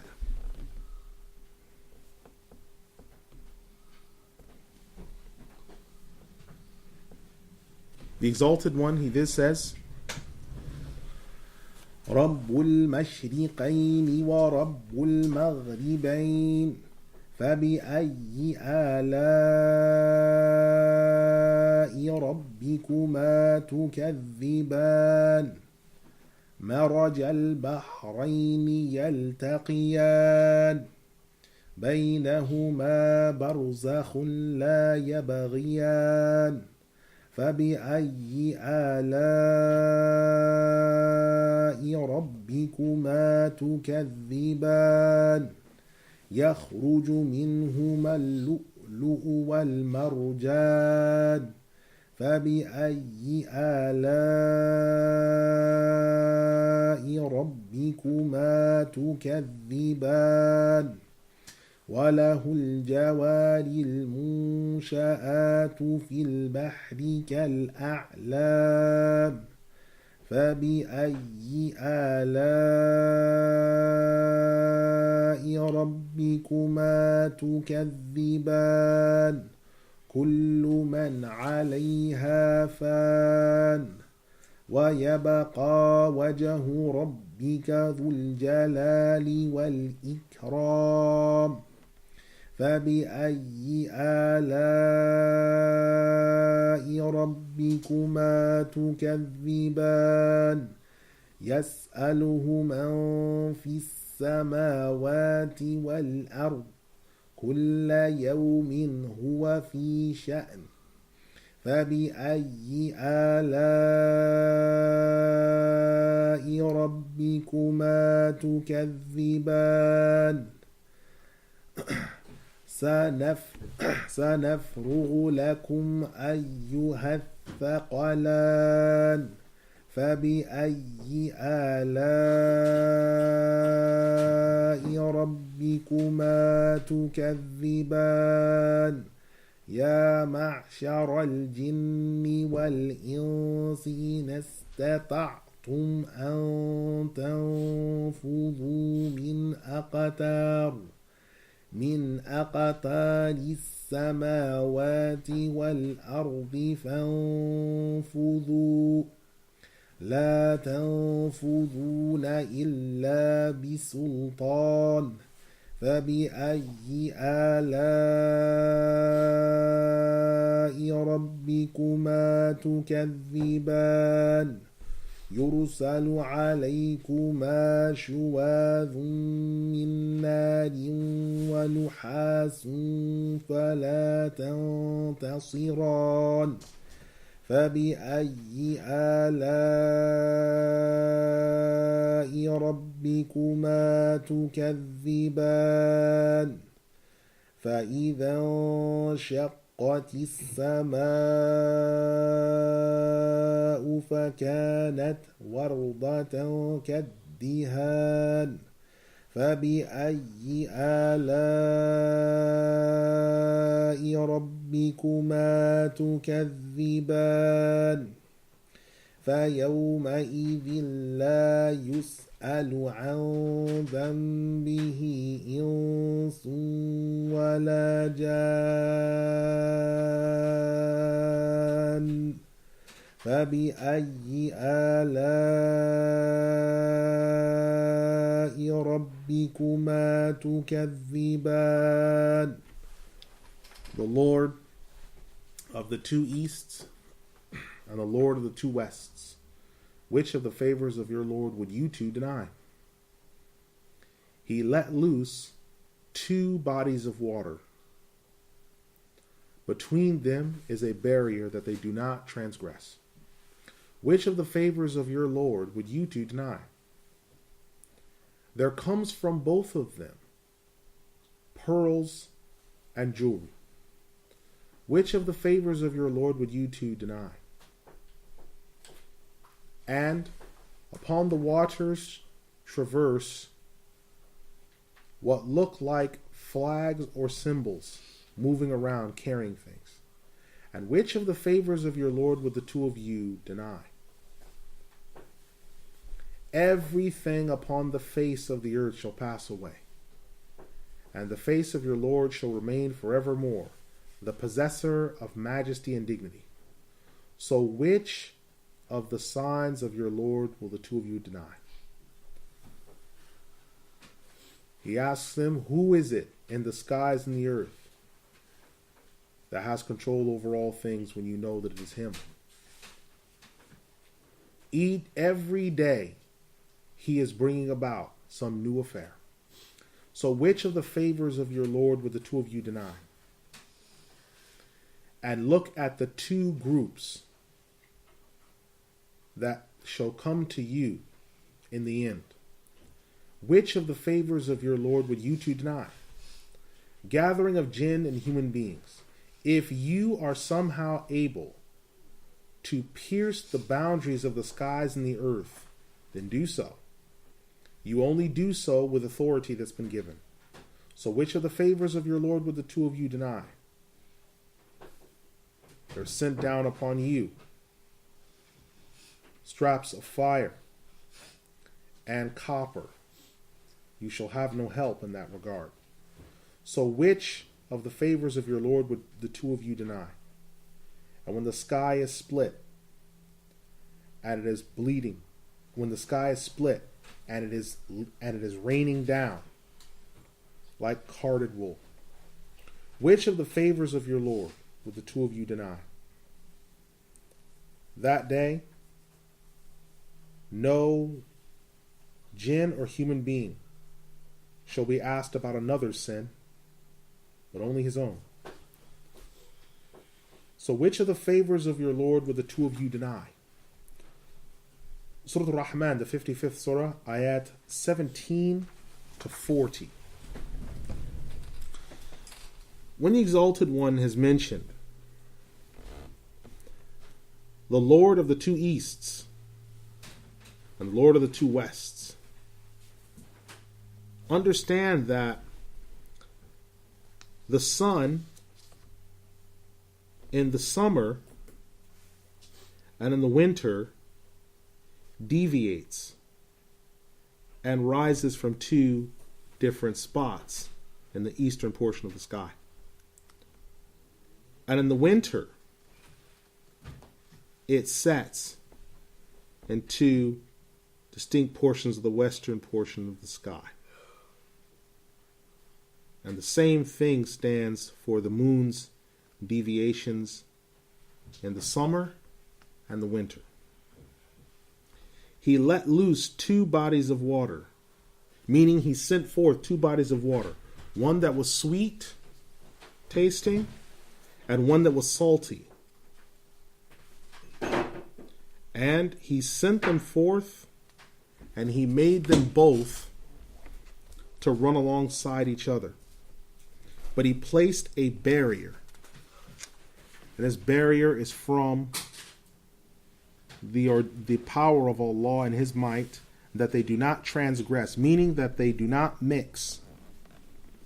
So one of them does not overtake the other. Salt water stays salty, fresh water stays fresh, and they run along their courses. Ibn Abbas radiallahu anhu said, the water from the sky and the water from the earth, every year they mix because they're moving along a track. This was said by Al-Hasan al-Basri as well. The two bodies of water are let loose. Now some have said, Al-Hasan al-Basri has said, this refers to that of the Persians and the Romans. The two bodies of water let loose are them. And the barrier between them is Arabia. And some have described this, we've already discussed this in Surah Al-Furqan, the 25th Surah, ayat 53. And from both bodies of water come pearls and other jewelry and trinkets.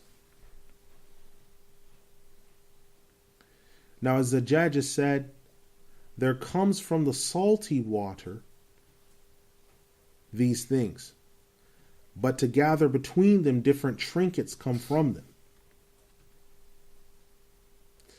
And then He, Allah, just as when He said, وَجَعَلَ الْقَبْرَ فِيهِنَّ نُورًا, that He, Allah, made the moon in the skies as a light. It doesn't mean every sky, but one of them. Now when He said you take from them, meaning the water, the pearls, Abu Ali al-Farisi has said, you take from one of them pearls, and from another body of water trinkets.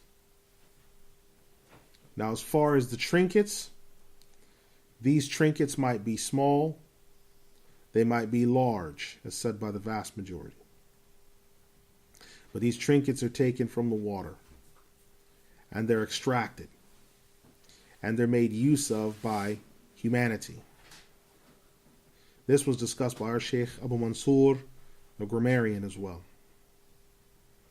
And there are boats which traverse the pathways on the water and look like flags standing up. And they go by Allah's command.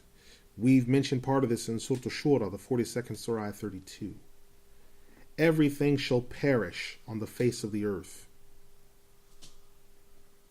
but the face of your Lord shall remain evermore. So your Lord shall remain forevermore. The possessor of majesty and dignity, as said by Abu Sulaiman al-Khattabi, the majesty and nobility and goodness, all things that are good and majestic and noble, Allah deserves to be referred to as majestic and mighty and noble. No one denies this without rejecting faith. And the people that are in a relationship with Allah, He, Allah, raises their ranks because they know His majesty and they attribute this to Allah. Just like, for example, when Allah says that He is the possessor of everything, huwa ahlul taqwa wa ahlul maghfirah, He is the possessor of taqwa and the possessor of forgiveness. Surah Al-Mudaththir, the 74th Surah, 56. So both of these things are from Allah, although one of them is for the slaves, which is taqwa. Whoever's in the skies and the earth, they ask Him, meaning that they're all in need of Him. They ask Him for their sustenance because He, Allah, is independent from them. And kullu yawmin huwa fi sha'n, every day He brings about some awesome affair, meaning every day He causes life, He causes death, He exalts some, He abases some. Some sick people are cured, some are not. He gives the person that asks, some He doesn't. And other than these acts that are all from His affairs that He brings about. Al-Husayn ibn al-Fadl says, this refers to the fact that He brings about all these different ordained things at the time that is stipulated, at the time that He is ordained, at the time that He is said. Muqatil said, the reason why this ayah was sent down is because the Jews said, indeed Allah does not ordain anything on the Sabbath, because that is a day of rest. So Allah sent down, Every day he brings about some new affair. Close quote. So this is just referring to the fact of the Sabbath. The children of Israel, they teach that in 6 days, Allah created everything, in the seventh he rested. We don't teach that, right? So when Allah says every day he brings about some new affair, it's also a significant point, very briefly, that to consider is this. Someone once said, well, what do you say about the fact that they're always finding new species of animals, new species of fish, new species of plant? My response was they should be, because Allah said every day he's bringing about some new affair. They should be finding new things. They should be finding new species. They should be finding, if Allah's bringing about new affairs every time, he's causing things to die, things to live. We don't know it, but at every waking moment and every unwaking moment that we're running around, animals are going extinct. Some animals are gaining a foothold in the food chain. Some animals are getting stronger than others. A lot of the imbalances around us regarding the Zika virus and everything else have to do with modifications that are happening in the food chain. And animals are then responding to these things, and then they create the imbalances that we see around us. Now, at the lowest level that we've ever seen, bees are not pollinating as much as they used to, and they're not producing as much honey as they used to. So what is that causing? Well, that's causing problems with people's hay fever, because people that would normally use honey to take for hay fever, it's causing problems. The pollination, the mist of that pollination is remaining in the air, so the bees aren't carrying it as much as they used to. Other animals in the food chain are being affected by that, so they're coming around where they wouldn't normally. All these things that every time there's a change in the food chain, there's a disturbance. Everything else picks up the slack. So when Allah says every day he's bringing about some new affair, it means just that. It means just that. When the tsunami occurred, one of the things you should go back and look at, because scientists discussed it a great deal, and satellite imaging, they say, pick this up, that the earth, because of the level of the earthquake, the earth wobbled for 1 second. Because the earthquake was so severe and the tsunami was so severe, the earth wobbled for a second off of its normal axis. What did that do? That knocked 15 minutes of daylight off one side and knocked 15 minutes of nighttime off one side of the earth. Well, what does that do? Well, the animals that normally get up at a certain time get up earlier. Some animals that go to sleep, they go to sleep earlier. This affects migratory patterns. So some birds, now, if you take 15 minutes and shave that off, eventually it's going to become a bigger and bigger amount. Now, birds start setting off on their migratory patterns maybe earlier than they would normally. You get birds that have been affected by the tsunami where water's been wiped out in an area. So what happens? The birds that would normally feed at an area for a hole, they may stop off at an area to use it as a feeding hole. They arrive and there's no water. So they wait for water. So what does that do? Well, the birds that would normally come and be part of the ecosystem of where they're going to be for the winter in the south now are delayed. So what happens? Other vermin that those birds would eat proliferate more than normal. Where are all these wolverines coming from? Where are all these foxes coming from? Where are all these grubs coming from? Where are all these rats coming from? Where are all these mice coming from? They proliferate. And then by the time those birds arrive, the birds, you have to understand, they don't care whether they arrive late or early. They're still going back to where they came from at the exact same time. So if they arrive and they're supposed to be somewhere for 4 months and they arrive 2 months late, that's irrelevant. They're going to be there for those 2 months. When those 2 months elapse, something in their body clock tells them, now head back, and they head back. Now the issue with the vermin proliferation is still there. It hasn't changed. So every day Allah's bringing about some new affair. And that new affair, we either witness it or we don't witness it until it dominoes into a series of big affairs. Like now in this city that we're in right now, we've heard all these things about animals running away. There's been a record number of cats running away. All these signs all over this city. Well, there's a record. It hasn't happened before. Well, usually when you have cats that run away and dogs and birds, that's a sign that these animals are feeling ultra low wave frequencies. Which means what?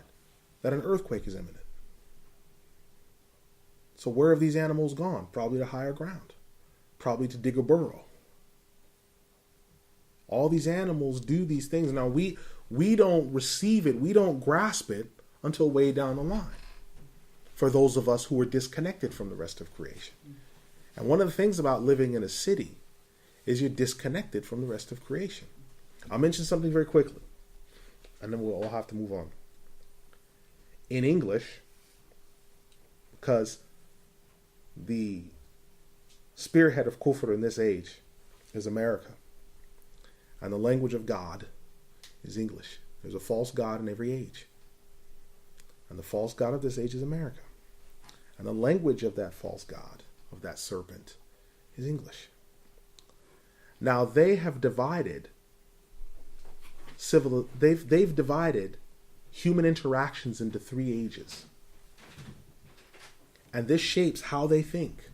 So it might be a good idea to write this down. They have divided human interaction into 3 periods. Right? The first period is savagery. Savagery. Savagery is,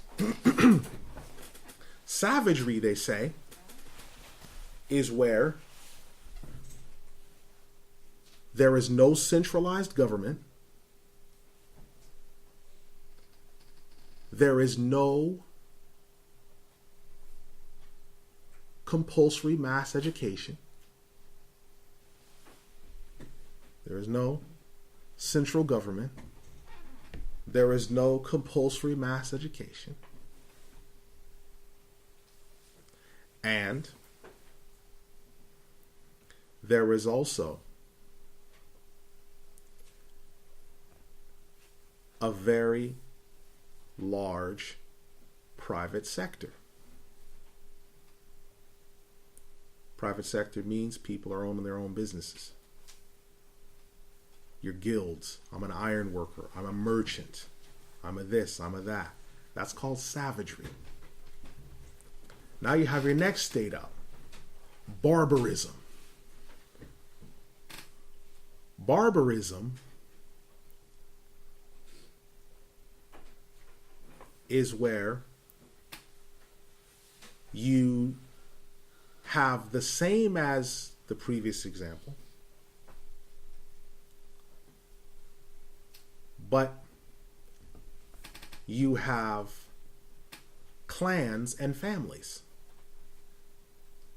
You have clans and families that rule, usually as confederacies. Confederacies are where you'll come together and you'll maintain your independence, but when you take votes and come together, you'll come together on common goals. That's a confederacy. Like Al-Madinah was a confederacy. The Muslims, Jews, and Christians were 3 different bodies that had nothing in common, but when it came to certain other issues, they would come together and make a common vote on things. All right. So you have savagery, barbarism, and then you have civilization, which is the 3rd level. Civilization comes from the same root of civilis in Latin, which is city. You can't have a civilization if you don't have cities. And you can't have cities unless you have a class system.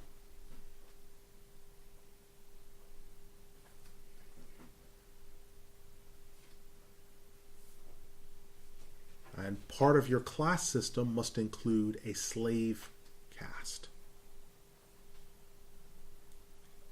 Slave caste carries the burden of taxation.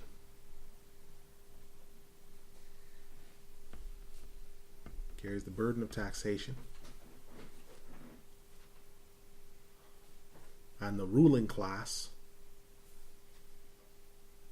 are the managers.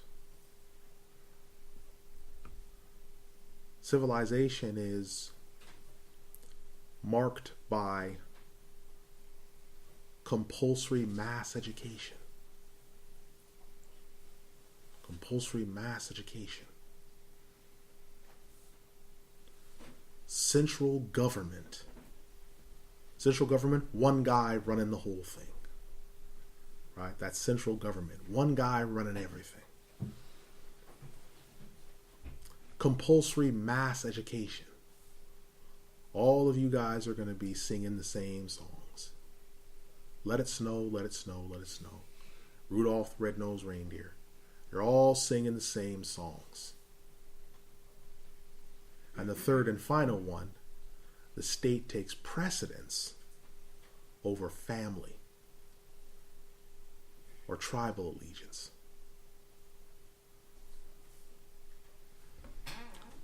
So now, knowing this, when you hear the English refer to certain Muslim peoples that they come across as noble savages, right? Noble savages. Or referring to our nations in the past as being barbarous, it makes you understand the attitude that they have. When you reach civilization, you are now cut off. You cannot have the civilization that is referred to, because this word is a Roman word. This is a Latin Roman word. You cannot run a civilization without having a slave caste. America, to build it, you started off with the Irish. And then you got to the blacks. You created a people called blacks, where you grabbed a whole bunch of different people from Africa, you raped them, you made them copulate with their own mothers, the sisters, the sons, and you created a group of people called black. Because there was no group of people called that, because there is no Blacklandia. So you've created another group of people. The same thing happened in England. To create what you did, what did you do? You bastardized the Irish. And you bastardized the Welsh. To run this whole thing, you have to have a slave caste. To have a civilization, in the sense that they understand it, you have to have a slave caste. Because who is going to pay for the older people that are running this country? They say England society is getting older and older and older. Who's footing the bill? Well, you are if you're a slave. If you don't have your own stuff, you don't have your own business, you are the slave. You're the slave. You don't think so? Read the 13th, 14th, 15th, and 16th Amendment of the United States of America. They never said we're stopping all slavery. They said we're not importing or exporting it. But slaves, in terms of prisoners or indentured ones, that continues. It never stopped. So this is very important, because when you're cut off from the rest of creation, you don't understand what's going on.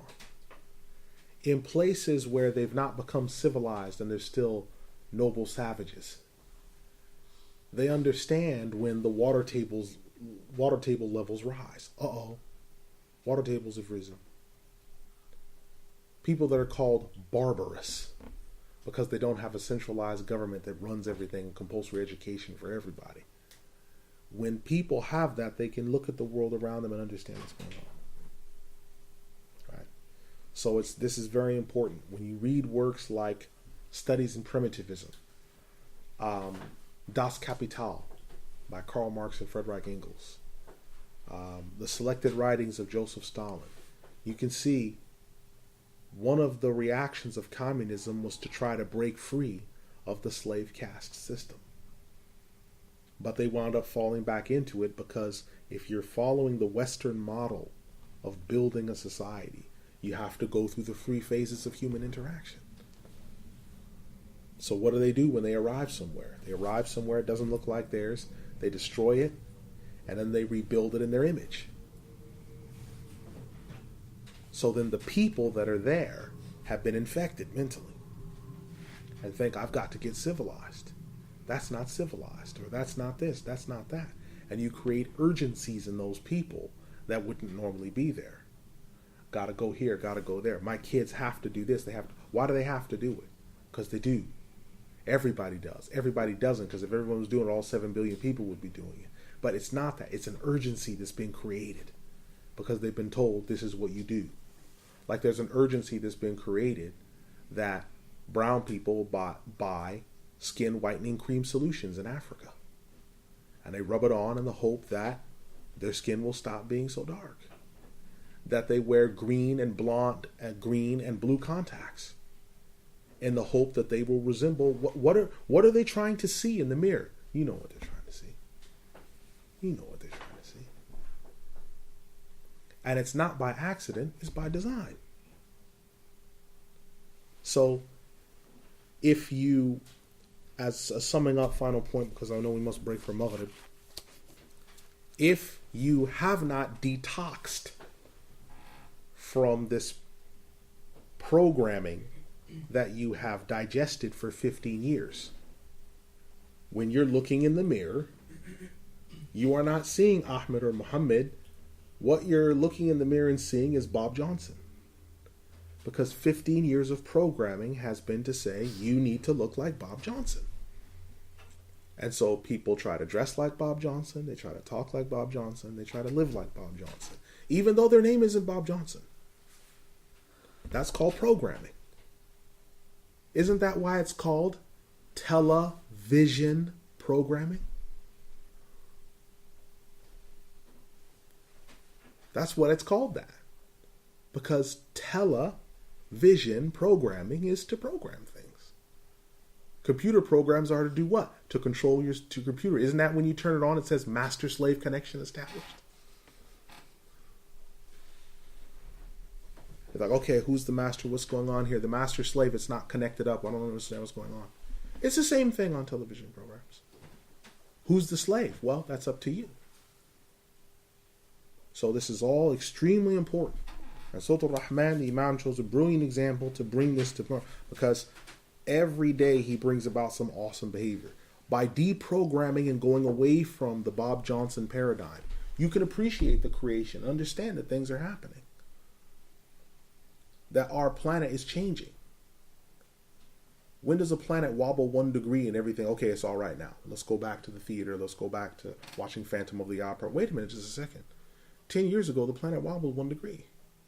That's I don't think that's happened before. We need to look into this. It needs to be examined. All right.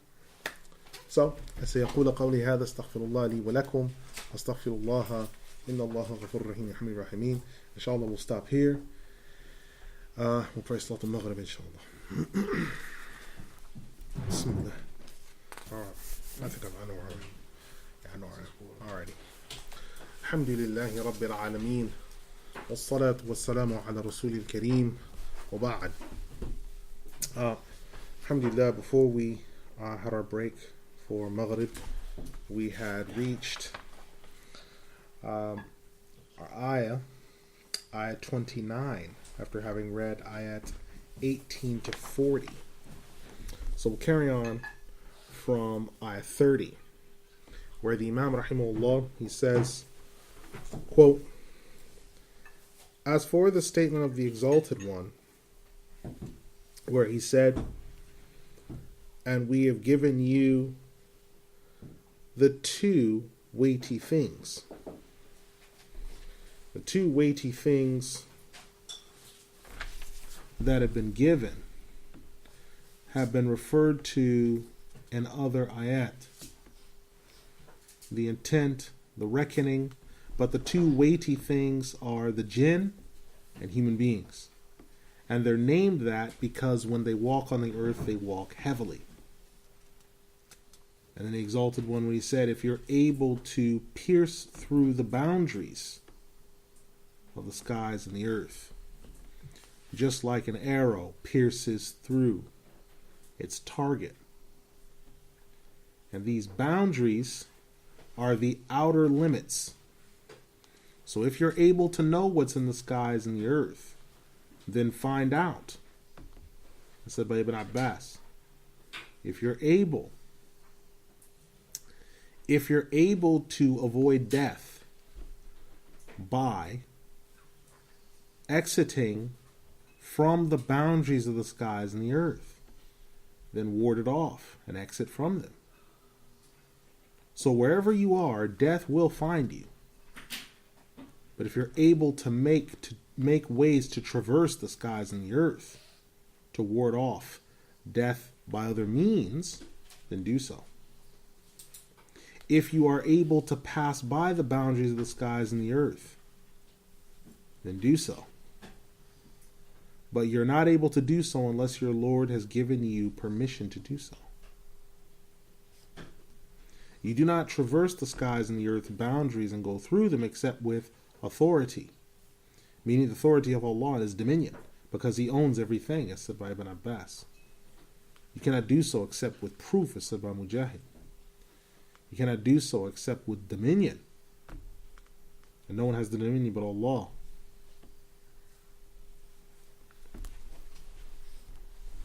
So whatever has been sent upon you, this is what you've received. The flames of the fire are then referred to in an ayah thereafter. You've had sent over you the flames of the fire. And these flames, as said by Ibn Abbas and Mujahid, are exceedingly hot to where they appear almost green. And the smoke that pours forth from them. All these matters have occurred. And when the Exalted One says, and when the sky is rent, meaning split from the events that are to take place that precipitate the day of resurrection. When this occurs and the sky is rent, it will become red at first in color, because the expression warda, when it's reddened and then rent, and it will be like carded wool. On that day, no human being or jinn will ask about the sin of another. On that day, no one will want to know their own state, because Allah the Exalted knows best in all that. People won't ask one another regarding their condition, because everyone will be concerned only with himself. Both these were said by Ibn Abbas. None of them will ask about their sins, because the people will be known by their names. The unbeliever will have a gloomy face, and the believer shall have a noble and brightened face. And the parts that shall be brightened on his face and on his body shall be from the signs of wudu. No one will want to know about his past sins, because he will be saddened. And the criminals shall be known by their names. Basimahum also means by their signs, because their faces shall be gloomy. Then Allah the Exalted, He says, يُعْرَفُ الْمُجْرِمُونَ بِسِيمَاهُمْ فَيُؤْخَذُ بِالنَّوَاصِي وَالْأَقْدَامِ فَبِأَيِّ آلَاءِ رَبِّكُمَا تُكَذِّبَانِ هذه جهنم التي يكذب بها المجرمون يطوفون بينها وبين حميم آن فبأي آلاء ربكما تكذبان ولمن خاف مقام ربه جنتان فبأي آلاء ربكما تكذبان ذواتا أفنان فبأي آلاء ربكما تكذبان فيهما عينان تجريان فبأي آلاء ربكما تكذبان فيهما من كل فاكهة زوجان فبأي آلاء ربكما تكذبان متكئين على فرش بطائنها من استبرق وجنى الجنتين دان فبأي آلاء ربكما تكذبان فيهن قاصرات الطرف لم يطمثهن إنس قبلهم ولا جان فبأي آلاء ربكما تكذبان كأنهن الياقوت والمرجان فبأي آلاء ربكما تكذبان هل جزاء الإحسان إلا الإحسان فبأي آلاء ربكما تكذبان ومن دونهما جنتان فبأي آلاء ربكما تكذبان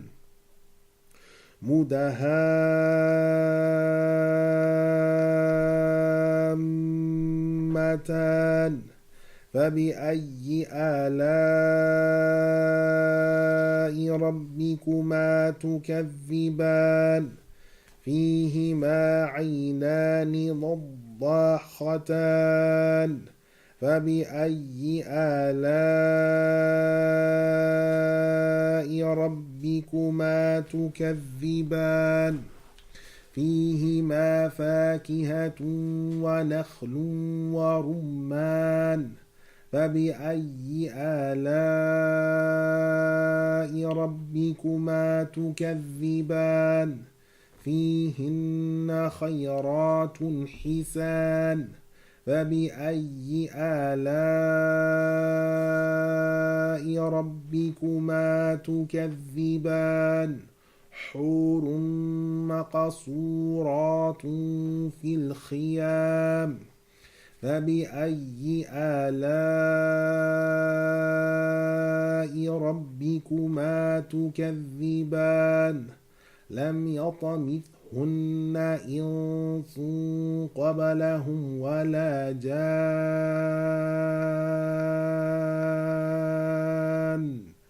فبأي آلاء ربكما تكذبان متكئين على رفرف خضر وأبقري حسان فبأي آلاء ربكما تكذبان تبارك اسم ربك ذي الجلال والإكرام. The criminals shall be known by their signs and by their names. They'll be taken by the fronts of their heads and their feet. So which of the signs of your Lord will the two of you deny? This is the great fire which the criminals rejected. They shall be moving around in it, circumambulating it, moving between that and also boiling water. Which of the signs of your Lord will the two of you deny? And for the one who feared the place of his Lord, he has two gardens. So which of the signs of your Lord will the two of you deny? The two that shall be given shall be overflowing and brimming. And which of the signs of your Lord will the two of you deny? Within them are two springs flowing endlessly. Which of the signs of your Lord will the two of you deny? And in them is every type of fruit and every pear. So which of the signs of your Lord will the two of you deny? The inhabitants therein shall be reclining on raised couches, and wearing the finest clothing, with their gardens that are near from the branches.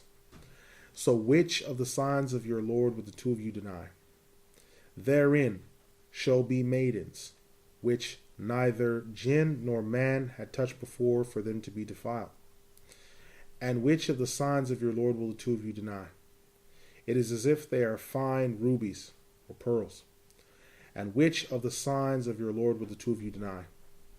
Is it not the case that the reward for excellence is excellence? So which of the signs of your Lord will the two of you deny? And besides these two are two gardens. And which of the signs of your Lord will the two of you deny? The two green ones in luster. So which of the signs of your Lord will the two of you deny? And therein are two springs, pleasurable to the taste and overflowing. And which of the signs of your Lord will the two of you deny? Therein are fruits, date palms, and pomegranates. So which of the signs of your Lord will the two of you deny? And therein are noble and chaste and pure maidens. So which of the signs of your Lord will the two of you deny? Hurun, which are noble, reclining in tents. So which of the signs of your Lord will the two of you deny? They have not been defiled by men or jinn. So which of the signs of your Lord will the two of you deny? They shall be reclining, wearing fine green brocade, noble in appearance and action. So which of the signs of your Lord will the two of you deny? Blessed is the name of your Lord, the possessor of majesty and honor. Surah Ar-Rahman, the 55th Surah, ayat 41 to 78. So when the Exalted One mentions them being known by their names, it is by signs as well that they shall be known, because of the severity of it, the punishment of the great fire, and the blazing, scalding water that is therein, that tears the intestines. They shall know of this as well. For the one who feared the place of his Lord, meaning that he'd have to go in front of his Lord on the day of resurrection, that he Allah, would stand his slave up in front of him and make him give an accounting. The slave would know his disobedience, and he left it fearing Allah. The one who does that has two gardens. These noble gardens, filled with goodness, colors of every type that are beyond description, as said by Az-Zajjaj and Ad-Dahhak. Therein shall be two gardens, endlessly running, as said by Ibn Abbas. Now, these gardens have been mentioned in the paradise. One is the Salsabil, and the other is the Tasneem, which are mentioned in Surah Al-Insan. Atiyah has said, the water does not become stale, and neither does it intoxicate. These two springs, they run forward. So whoever in the earthly life cried tears of sadness and repentance, those tears shall be rewarded with the waters therein. For every fruit, every pear, that shall be given forward, what is wet and what is dry. They shall be reclining on raised couches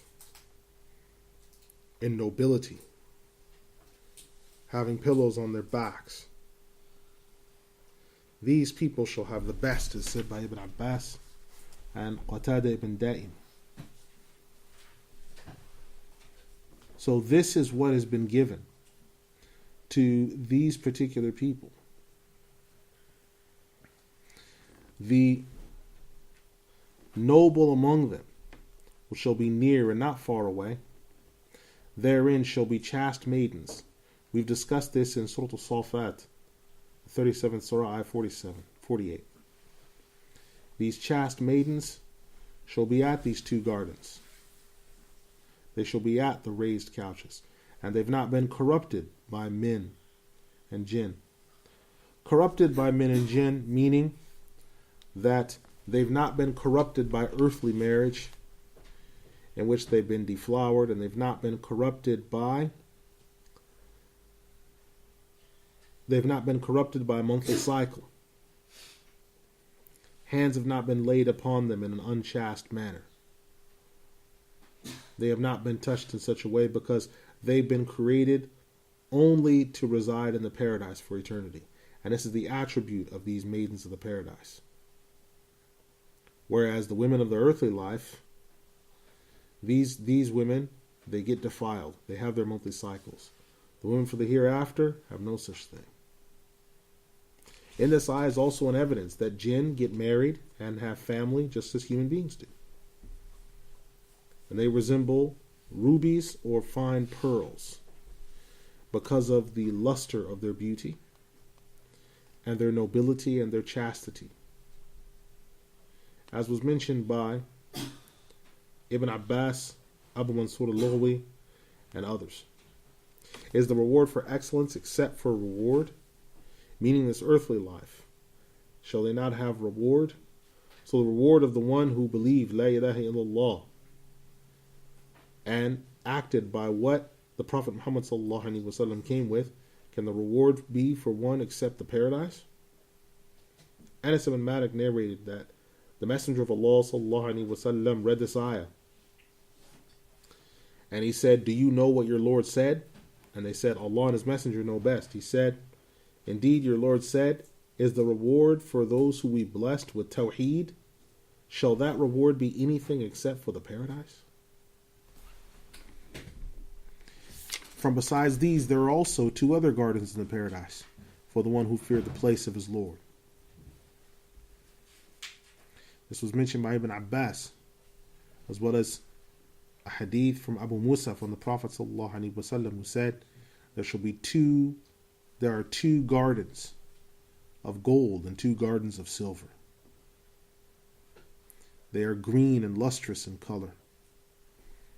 Madhamatan is green and lustrous in color, as mentioned by Ibn Abbas. These 2 springs flowing with a smell that is sweet, which would be musk and camphor, said by Ibn Mas'ud, or a water the like of which has never been smelled before, said by Ibn Abbas, with good and blessings, as said by Al-Hasan al-Basri. Date palms and pomegranates.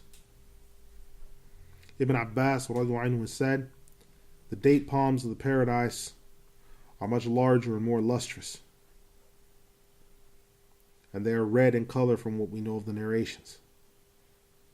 So the people of the paradise take hold of them, and they are completely different than those in this earthly life, as said by Sa'id ibn Jubayr. They are golden in color, and their branches are not green but gold. They have a brilliant color, and the sap that comes from them and the fruit is sweeter than honey, and there is no sourness in them.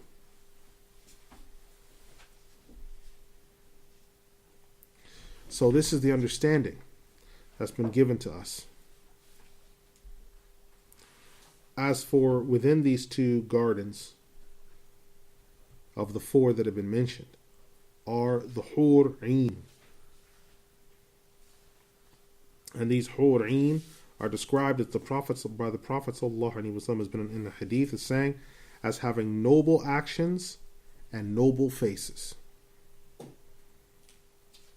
These are noble maidens, which we mentioned them in Surah Al-Dukhan, ayah 54. These are noble maidens who live in noble palaces, as said by Ibn Abbas and others. Noble maidens who shall be noble to their spouses, and they have no desire to look upon another, but they are chaste at all times.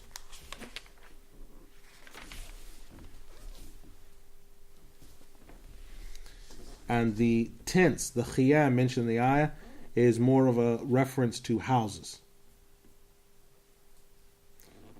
But they will resemble tents, but these will be for the hereafter. Now there is a hadith in Al-Bukhari and Muslim's collection, from Abu Musa al-Ash'ari from the Prophet ﷺ, who said, "Indeed, for the believer in the paradise shall be a tent made out of pearls." So 1 tent made out of pearls and 1 that is filled. Its length will be from the sky 60 miles. And the believers shall have families to go about therein, that are so numerous in number, and the tent so large that they won't see one another because of the huge size. The same thing was said by Umar ibn al-Khattab, ibn Mas'ud, ibn Abbas, and others. Now it's been said that the tents by Ibn Abbas, that one of the tents of the paradise, one pearl from one of them is like 4 miles by 4 miles. And it has 4,000 layers of gold. They shall be reclining therein. It's said by Uthman ibn Affan, Asim al-Juhdari, and others. They shall be reclining on couches. And he shall give them all the nobility.